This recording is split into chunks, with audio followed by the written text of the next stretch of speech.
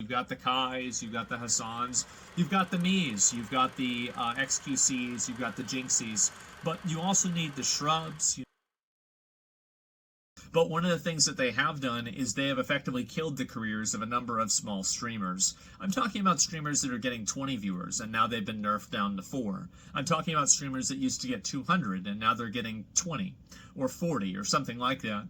And for a creator like that, you have the difference between a part-time job and a hobby. So you have people that, at some point were making a good amount of money, and now because of this recalculation, it has just simply changed the way that it's being calculated, and it's completely killed their discoverability, and it's killed their channel. So effectively, what Twitch's changes have done is they've punished and hurt small creators that actually probably weren't viewbotting, or if they were, it was maybe like their friend opening up their stream on a second channel. Oh wow, it's 2 or 3 extra views. Meanwhile, you have people at the top that are viewbotting 10, 20, 30,000 viewers. So Twitch doesn't really give a fuck about this at all, and it seems like they're just letting all of these small streamers let their careers pretty much go by the wayside. So they've just let this situation get worse and worse and worse, and by trying to fix it, they've ended up punishing the lifeblood of what their community is, which is all of those small and mid-sized creators that really create the ecosystem. Twitch is a lot like a rainforest or